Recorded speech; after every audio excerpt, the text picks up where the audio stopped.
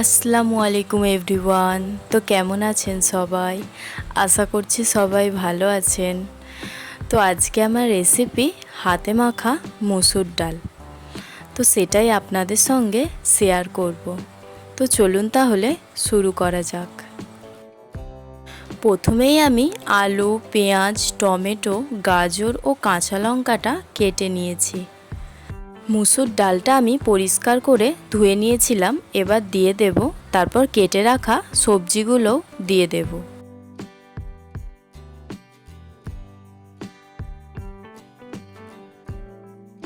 ওই 1 চামচের মতো আদা রসুন বাটা দেব।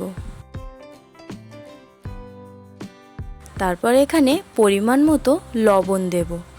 1 চামচ করে হলুদ গুঁড়ো, লঙ্কা গুঁড়ো, ধনে গুঁড়ো ও জিরে গুঁড়ো দিয়ে দেব। তারপর অল্প সরিষার তেল দেব। তারপর হাত দিয়ে খুব ভালো করে মাখিয়ে নেব।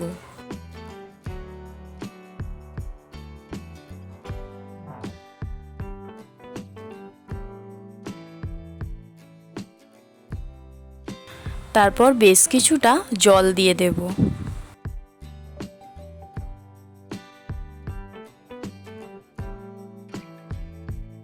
ঢাকা দিয়ে সিদ্ধ করে নেব।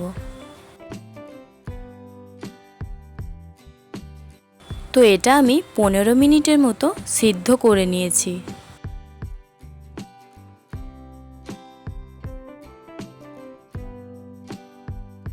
খুব সুন্দরভাবে সিদ্ধ হয়ে গেছে। সরিষার তেলটা আমি গরম করে নিয়েছি। এবার এতে আমি শুকনো লঙ্কা ও 1 চামচের মতো 5 ফোড়ন দেব। তারপর সিদ্ধ করে রাখা ডালটা দিয়ে দেব।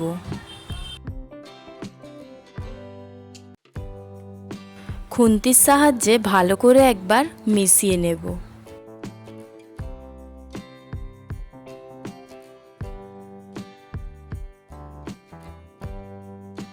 ভালো করে একবার ফুটিয়ে নিলেই হাতে মাখা মসুর ডাল আমাদের একদমই রেডি। এবার এটাকে পরিবেশন করব।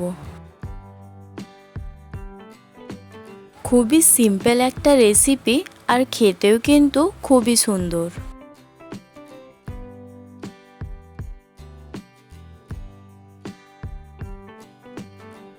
ভিডিওটি ভালো লাগলে লাইক করবেন ও চ্যানেলে নতুন থাকলে চ্যানেলটিকে সাবস্ক্রাইব করবেন।